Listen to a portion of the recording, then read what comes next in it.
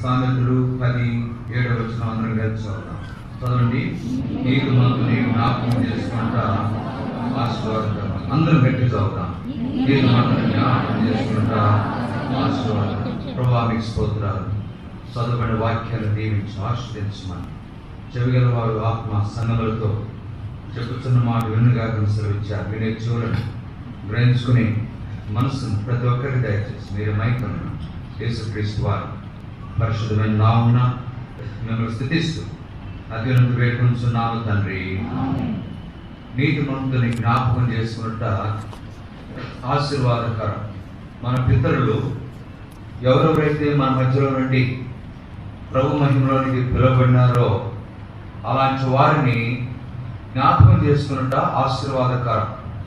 Bible ఇంకొక వాక్యం 112వ కీర్తన 6వ వచనం 2వ లైన్లో అక్కడ ఒక మాట వ్రాయబడింది. నీతిమంతులు నిత్యము జ్ఞాపకములో నుందురు. నీతిమంతులు నిత్యము జ్ఞాపకంలో నుందురు. కనుక అలాంటి నీతిమంతులను జ్ఞాపకం చేసుకున్నట్టు ఈనాడు సంఘాలలో ఉన్న ప్రతి ఒక్కరికి ఆశీర్వాదం కలిగేదిగా ఉంచాలి. ఉదాహరణగా మరి ప్రతి సంవత్సరం జూన్ 6వ తారీఖున దైవజనుడు భక్సింగ్ గారు ఆయన బర్త్డే. మేము యూత్ మీటింగ్ యూత్ క్యాంప్స్ వెళ్ళే మరి దినాల్లో మరి ప్రతి సంవత్సరం జూన్ 6వ తారీఖు కలిసి వచ్చేటట్లు యూత్ క్యాంప్ పెట్టుకునేవాడు. ఆ రోజు భక్సింగ్ గారు మరి బర్త్డే రోజు, పుట్టినరోజు ఆయన్ను అందరి ఎదుట నిలబెట్టి హెబ్రోన్లో మరి పాడు పాడి ఆ రోజు యూత్కి యవనస్తులకు ఏదైనా ఒక ఐటమ్ ఇస్తుండేవాడు. కనుక అలాగున ప్రతి సంవత్సరం భక్సింగ్ గారు సజీవుడిగా ఉన్న దినాల్లో జూన్ 6వ తారీఖు 6వ నెల 6వ తారీఖు ఆయన 1903వ సంవత్సరంన ఆయన జన్మించారు. అలాగే ప్రతి సంవత్సరం కార్యం జరుగుతూ వచ్చారు. దైవజనుడు వెళ్ళినాక చాలా మంది మరి అలా జరగడం ఆపివేశారు. కొంతమంది ఇప్పటికీ ఆయన గురించి ధ్యానం చేస్తుంటారు, ఆయన జ్ఞాపకం చేసుకునే వారు ఉంటున్నారు. కనుక ఈరోజు దైవజనుడు భక్సింగ్ గారు ఆయన నీతిమంతుడిగా ప్రభు మహిమలో పిలువబడినప్పటికీ ఆ నీతిమంతుడిని ఆయన యొక్క పరిచర్యను జ్ఞాపకం చేసుకునే ఘనత ప్రభు మనకు అనుగ్రహించాడు. కనుక ఎందుకు ఆ నీతిమంతుడిని జ్ఞాపకం చేసుకోవాలి అంటే మరి ఆయన చేసిన కార్యములు ఏంటి, ఆ నీతిమంతుల ద్వారా జరిగిన మరి విషయాలు ఏంటి అనే దాన్ని బైబిల్లో ఒక వాక్యాన్ని చదువుకుందాం. చూడండి, నీతిమంతుని యొక్క లక్షణం వారు నిత్యము లేక నిరంతరము. మరి దైవజనుడు ఈ లోకంలో ఉన్నప్పుడు ఎలాంటి ఆధ్యాత్మిక ప్రాముఖ్యమైన లక్షణం కలిగి ఉన్నాడో ఈరోజు మనం కూడా అదే అనుభవాన్ని కలిగి ఉన్నారని ప్రభు మనకిచ్చే గొప్ప హెచ్చరిక. అందువలన హెబ్రీయులకు రాసిన పత్రిక 6వ అధ్యాయం 20వ వచనం అందరం కలిసి చదువుదాం. హెబ్రీయులకు రాసిన పత్రిక 6వ అధ్యాయం, హెబ్రీ పత్రిక 6వ అధ్యాయం 20వ వచనం అందరం కలిసి చదువుదాం. క్రొత్త నిబంధనలో పేజ్ నంబర్ 203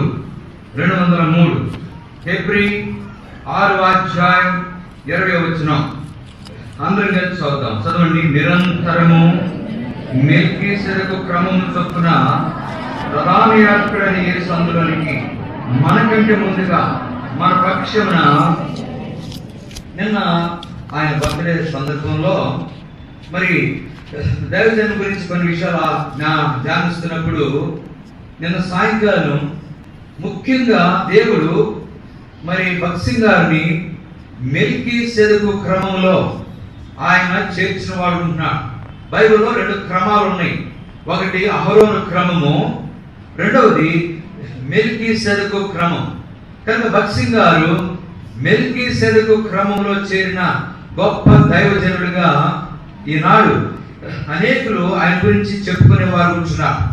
కనుక మెల్కీసెదెకు క్రమము అనేది అందులో నిత్యము నిరంతరము. అందుకని నీతిమంతులు నిత్యము జ్ఞాపకములో ఉందరు. ఈరోజు దైవజనుడు భక్సింగ్ గారి గురించి మనం చెప్పుకోగలుగుతున్నామంటే మరి పల్లవరము కొండల మీద దేవుడు ఆయనకు అనుగ్రహించిన మెల్కీసెదెకు క్రమము. కనుక ఆయన క్రమం కలిగిన వాడు. దైవ క్రమములో, మెల్కీసెదెకు క్రమములో ఆయన సంఘాలను కడుతూ జీవిస్తూ వచ్చారు. అందువలన ఈ మధ్యాహ్నం మరి కొన్ని మాటలు దైవజనుడైన భక్త్ సింగ్ గారు మెల్కీసెదెకు క్రమములో ఎలాంటి ఆధ్యాత్మిక క్రమాన్ని ఆయన పాటిస్తూ వచ్చాడో వాటిని మరలా ఒకసారి జ్ఞాపకం చేసుకుందాం. నీతిమంతుని జ్ఞాపకం చేసుకున్నట అనే దానిలో దైవజనుడైన భక్త్ సింగ్ గారు దేవుడు మెల్కీసెదెకు క్రమములో మరి ఎలాంటి క్రమాన్ని దైవజనుడికి నేర్పించాడో ఆ విషయాలను మరొకసారి మనం బైబిల్లో జ్ఞాపకం చేసుకుందాం. చూడండి, మొట్టమొదట యెషయా గ్రంథం 28వ అధ్యాయం 26వ వచనంలో ఒక మాట అందరం కలిసి చదువుదాం.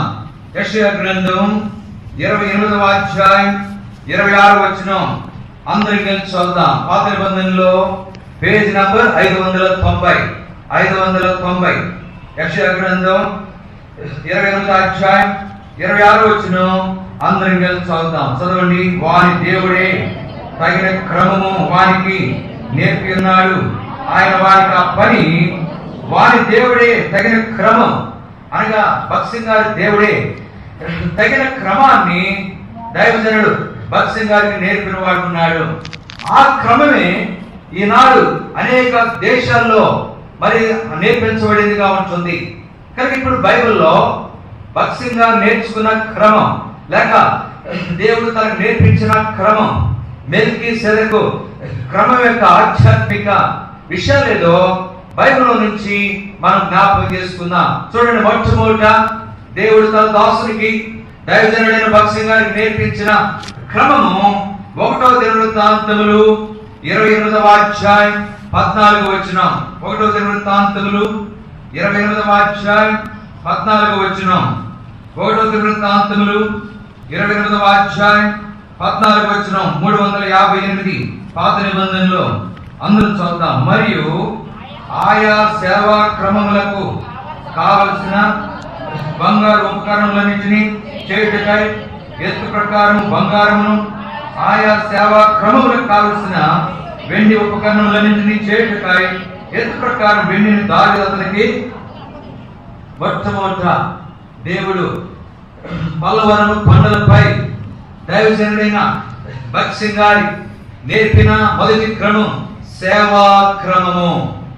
కనుక సేవా క్రమం ఈరోజు అనేక ప్రదేశాల్లో, మారుమూల ప్రాంతాల్లో లేక అనేకమైన చిన్న చిన్న గ్రామాల్లో కూడా సేవా క్రమము, చిన్న చిన్న సంఘాలు ఏర్పడి దేవుని పరిచర్య ఎంతో ఘనంగా జరగటానికి అది కారణంగా ఉంది. కనుక అనేక గ్రామాల్లో, మారుమూల ప్రదేశాల్లో దైవజనుడు భక్త్ సింగ్ గారి ద్వారా సేవా క్రమము. ప్రియులారా, ఈ దినాన్న దైవజనుడు భక్త్ సింగ్ గారి ద్వారా మరి దేశంలో, ప్రపంచంలో సేవా క్రమము మరి అనుగ్రహించబడిందిగా ఉంటుంది. కనుక ఆ సేవా క్రమాన్ని అనుసరించి అనేకులు దేవుని సేవలో సాగిపోయే వారు ఉన్నారు. ఎంతో మంది ఈ సేవా క్రమాన్ని బట్టి దైవజనులతో కలిసి పనిచేశారు. ప్రపంచంలో గొప్ప గొప్ప దైవజనులు, బిల్లీ గ్రహాం గారేమి, ఫాక్స్ గారేమి, జార్జ్ వరవర్ గారు, ఇంకా అనేక మంది దైవజనులు ఆయనతో కలిసి పనిచేశారు. కారణం దైవజనుడు ఆయన అనుసరించిన సేవా క్రమం అది ఎంతో పద్ధతిగా ఉంది. దాన్ని బట్టే అనేకులు ఆయన్ను వెంబడించి అనుసరించిన వారు ఉన్నారు. కనుక ఇది మొదటి క్రమము దేవుడు ఆయనకు అనుగ్రహించింది. రెండవదిగా 2వ దినవృత్తాంతములు 29వ అధ్యాయం 35వ వచనం. 2వ దినవృత్తాంతములు 29వ అధ్యాయం 35వ వచనం. దయచేసి అందరూ కూడా ఈ విషయాలను జాగ్రత్తగా మనం గమనించాలి. భక్త్ సింగ్ గారికి ఇవ్వబడిన ఆ క్రమం, మెల్కీసెదెకు క్రమం యొక్క అనుభవంలో ఆయన మొట్టమొదటిగా సేవా క్రమంలో ఉన్నాడు. రెండవదిగా 2వ దినవృత్తాంతములు 29వ అధ్యాయం 35వ వచనం. 383వ పేజీ పాత నిబంధనలో చూడండి, 35వ వచనం చివరిలో ఉంటుంది. ఈ మాట చదవండి, అందరం చదువుతాం. ఈలాగున యెహోవా మందిర సేవ క్రమముగా. కనుక ఈ మాట నాతో పలకండి అందరూ. ఈలాగున యెహోవా మందిర సేవ క్రమముగా జరిగిన. దేవుడు తన దాసునికి ఇచ్చిన రెండవ క్రమం మందిర సేవా క్రమము. మందిర క్రమం మొదటిది సేవా క్రమము, రెండవది మందిర క్రమము. అందువలన ఈరోజు ఈ ప్రత్యేకత, ఈ దర్శనము అనేకులు లేని వారు ఉంటున్నారు కనుక ఈ మందిర క్రమం అది చాలా గొప్పది. కనుక మందిర క్రమం ఏంటో మనం దానిలో కొన్ని భాగాలు ఉన్నాయి, ఆ క్రమాలు కూడా చూద్దాం. మందిర క్రమంలో మొదట ఏంటి, రెండవదిగా ఏంటి, మూడవదిగా ఏంటి, నాలుగవదిగా ఏంటి అనే విషయాలు బహు స్పష్టంగా దైవజనుడైన భక్సింగ్ గారికి దేవుడు ఆయన ప్రత్యక్షతను అనుగ్రహించాడు. మందిర సేవలో తర్వాత చూడండి, మొట్టమొదటి కార్యం ఏంటో గలతీయులకు రాసిన పత్రిక 5వ అధ్యాయం 25వ వచనం. అపోస్తలుడైన పౌలు గలతీయులకు రాసిన పత్రిక 5వ అధ్యాయం 25వ వచనం, 25 గలతీ 5:25 వచనం మనం చదువుతాం. ప్రతి నిబంధనలో పేజ్ నంబర్ 171. మనము ఆత్మను అనుసరించి జీవించే వారమైతుమా, ఆత్మను అనుసరించి ఏంటి మొదటి మందిర సేవ, మందిర పరిచర్యలో, మందిర క్రమంలో ప్రాముఖ్యమైంది ఆత్మను అనుసరించి. అందుకని వాక్యంలో ఉంది దేవుడు ఆత్మ కనుక ఆయన ఆరాధించేవాడు ఆత్మతోను. కనుక మొట్టమొదట మందిరములో క్రమంలో ఆరాధన క్రమం ఇది ప్రాముఖ్యమైంది. దైవజనుడు భక్సింగ్ గారు ఆరాధన మన మందిరాల్లో ప్రతి ఆదివారం దేవుణ్ణి ఆరాధించే ఆ క్రమాన్ని ఉంది. కొన్ని స్థలాల్లో నెలకు ఒకసారి, 2 నెలలకు ఒకసారి, లేక పండుగలప్పుడే ఆరాధించే వారు ఉంటున్నారు. ప్రతి వారం ఆరాధన కార్యక్రమం మనం కలిగిన వారు ఉంటున్నాం. ఇది మందిరములో ఆ క్రమంలో మొదటి భాగం. ఆ తర్వాత చూడండి రెండవ క్రమం మందిరములో ఏ క్రమమో నిర్గమాకాండం 40వ అధ్యాయం 4వ వచనం. నిర్గమాకాండం 40వ అధ్యాయం 4వ వచనం. నిర్గమాకాండం 44వ వచనం, 79వ పేజీ చూడండి. నీవు బల్లను లోపలికి తెచ్చి దాని మీద క్రమముగా ఉంచవలసిన వాటిని ఉంచి చాలు. నీవు బల్లను లోపలికి తీసుకొచ్చి దాని మీద క్రమముగా, అదే మాట 23 వచ్చిన కూడా చూడండి. 23 40వ అధ్యాయం 23 వచ్చిన, యెహోవా సన్నిధిని దాని మీద రొట్టెలను క్రమముగా. కనుక ప్రభు బల్ల ఆయన శరీరానికి ఆయన రక్తానికి సాదృశ్యంగా ఉన్న ఆయన బల్ల. ఇది మందిరములో క్రమములో మొదటిది. రెండవది మొదట ఆరాధన క్రమం, రెండవది బల్ల క్రమము. కనుక నా శరీరము తిని నా రక్తము త్రాగువాడే నిత్య జీవము గలవాడు, అంచెదినమున నేను వారిని లేపుదనని యోహాను సువార్త 6వ అధ్యాయం 54వ వచనంలో యేసు ప్రభువు వారు సెలవిచ్చారు. 6:54. కనుక బల క్రమము దైవజనుల ద్వారా అనుగ్రహించబడిందిగా ఉంటుంది. ఆ తర్వాత చూడండి, ఆ బల క్రమం అయిన తర్వాత ఇంకొక క్రమాన్ని దేవుడు తన దాసునికి బయలుపరిచాడు. రోమపత్రిక 6వ అధ్యాయం 17వ వచనం. రోమపత్రిక 6వ అధ్యాయం 17. రోమపత్రిక 6వ అధ్యాయం 17వ వచనం. ప్రతి నిబంధనలో 137, పేజ్ నంబర్ 137, 6వ అధ్యాయం 17వ వచనం చూడండి. మీరు అందరం చదువుతాం, చదవండి. మీరు పాపమునకు దాసులై ఉంటిరి కానీ ఏ ఉపదేశ క్రమమునకు మీరు దానికి హృదయపూర్వకంగా. తర్వాత ఏ క్రమం ఇది? ఇక్కడ ఉపదేశ క్రమము. అందుకని దానికి ఒక పేరు అపోస్తల బోధ. కనుక దేవుడు తన దాసునికి ఉపదేశ క్రమము లేక అపోస్తల బోధ, దేవుని వాక్యము, ఆ వాక్య ప్రకారం విని దాని ప్రకారం జీవించే క్రమాన్ని తన దాసునికి అనుగ్రహించాడు. కనుక మొదట సేవా క్రమము, రెండవది మందిర క్రమము, మందిరములో ఆరాధన క్రమము, ఆ తర్వాత బల్ల క్రమము, ఆ తర్వాత ఉపదేశ క్రమం, ఆ తర్వాత దైవజనునికి ఇంకొక క్రమాన్ని దేవుడు అనుగ్రహించాడు. లూకా సువార్త 1వ అధ్యాయం 8వ వచనం 10వ వచనం. లూకా సువార్త 1వ అధ్యాయం 8వ వచనం 10వ వచనం అందరం కలిసి చదువుదాం. లూకా సువార్త 1వ అధ్యాయం 8వ వచనం 10వ వచనం. జకర్యా తన తరగతి క్రమము చొప్పున దేవుని ఎదుట యాజక ధర్మం జరిగించుతుండగా 10 అందరం చదువుతాం. 10 ధూప సమయమందు ప్రజల సమూహమంతయు వెలుపల ప్రార్థన. కనుక ఏ క్రమం దేవుడు ఆయనకు అనుగ్రహించాడు? ప్రార్థనా క్రమం. అందుకని కాన్వకేషన్ జరిగేటప్పుడు ప్రతి గంట ఏం పెట్టేవాడంటే భక్సింగ్ గారు గొలుసు ప్రార్థన. కనుక ఇక్కడ జరుగుతుంటే కాన్వకేషన్ లో ఇంకో చోట క్రమంగా గొలుసు ప్రార్థన చేయడం జరుగుతూ ఉండేది.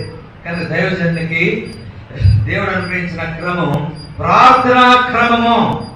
ఈ క్రమం అందుకని బైబిల్ ఉంది. అపోస్తలుల బోధ యందును, సహవాసం యందును, రొట్టె విరుచుట యందును, ప్రార్థన చేయటం యందును ఎడతెక్క ఉండిరి. అపోస్తలుల కార్యములు 2వ అధ్యాయం 42వ వచనంలో ఆ మాట రాయబడింది. కనుక ఈ క్రమాలను పాటిస్తూ దేవుడు ఇంకొక ప్రాముఖ్యమైన క్రమాన్ని దేవుడు ఆయనకు అనుగ్రహించాడు. అది ఏ క్రమమో ఇప్పుడు చూద్దాం. గలతీ పత్రిక 2వ అధ్యాయం 14వ వచనం. గలతీయులకు రాసిన పత్రిక 2వ అధ్యాయం 14. గలతీ 2:14 వచనం అందరం కలిసి చదువుతాం. గలతీయులకు రాసిన పత్రిక 2వ అధ్యాయం 14వ వచనం చదవండి. వారు సువార్త సత్యము చొప్పున క్రమముగా నడుచుకొనబోవుట నేను చూసినప్పుడు అందరి ఎదుట కేఫాతో. అయితే ఒకటి, ఈ క్రమం అనుసరించలేదంట కేఫా వాళ్ళు. ఏ క్రమం ఇది? సువార్త సత్యం. కనుక తన దాసునికి సువార్త క్రమం ఈ రోజు వరకు కూడా ఆ క్రమం కొనసాగుతుంది. అనేక స్థలాల్లో సువార్త, ఇంకోటి ప్రార్థన, తర్వాత భక్తంగా ఆయన స్థాపించిన సంఘ విస్తారంగా వ్యాపించడం. ఏది కారణం? అన్ని గ్రామాల్లో ఏం ప్రకటిస్తున్నారు? సువార్త. సువార్త ప్రకటించకపోయిన నాకు శ్రమ. కనుక సువార్త లేకపోతే సంఘము క్షేమాభివృద్ధి పొందదు. ఇంకోటి, ప్రార్థన ఎంత అవసరమో సువార్త ఎంత అవసరమో అపోస్తల బోధ ఎంత అవసరమో సహవాసము. ప్రియులారా, దైవజనుడు భక్సింగ్ గారికి దేవుడు అనుగ్రహించిన క్రమము. ఏ క్రమంలో ఉన్నాడు ఆయన? మెల్కీసెదెకు. కనుక సేవా క్రమం, మందిర క్రమం, ఆరాధన క్రమం, తర్వాత బల క్రమం, తర్వాత ఉపదేశ క్రమం, ఆ తర్వాత ప్రార్థనా క్రమం, ఆ తర్వాత సువార్త క్రమం. ఇప్పుడు ప్రభు తన దాసుడు మన మధ్యలో లేకపోయినా ఆయన ద్వారా ప్రభు మనందరితో ఇచ్చే హెచ్చరిక, ఆయనే కాదు ముఖ్యంగా అపొస్తలుడైన పౌలు అందరికి ఇచ్చే హెచ్చరిక, ఇది మనం చాలా జాగ్రత్తగా పాటించాలి. చూడండి, ఫిలిప్పీయులకు రాసిన పత్రిక 3వ అధ్యాయం 16వ వచనం. ఫిలిప్పీయులకు రాసిన పత్రిక 3వ అధ్యాయం 16వ వచనం అందరం కలిసి చదువుదాం. దయచేసి బైబిల్స్ అందరిది. ఫిలిప్పీయులకు రాసిన పత్రిక 3వ అధ్యాయం 16వ వచనం అందరం కలిసి చదువుదాం. చదవండి. ఆయనను ఇప్పటి వరకు మనకు లభించిన దాన్ని బట్టి క్రమముగా అందరు పలకండి. ఆయనను ఇప్పటి వరకు మనకు లభించిన దానిని బట్టి క్రమముగా నడుచుకుందాము. కనుక ఈ క్రమాన్ని తప్పకుండా దైవజనుడు నీతిమంతుడు భక్సింగ్ గారికి ఇచ్చిన క్రమం, ఆ క్రమాన్ని తప్పకుండా దాన్ని అనుసరించే బాధ్యత మనకి ఇవ్వబడింది. కనుక సేవా క్రమము, మందిర క్రమము, ఆరాధన క్రమము, బల క్రమము, ఉపదేశ క్రమము, అలాగే ప్రార్థనా క్రమము, తర్వాత సువార్త క్రమం, వీటిని తప్పకుండా మనం అనుసరించాలి. అప్పుడు ఏమవుతుంది? అలాంటి క్రమాలు పాటిస్తే మనకి ఏమవుతుంది? ఆశీర్వాదకరమగును. నీతిమంతుని జ్ఞాపకం చేసుకుంటా ఆశీర్వాదకరమగును. అలాంటి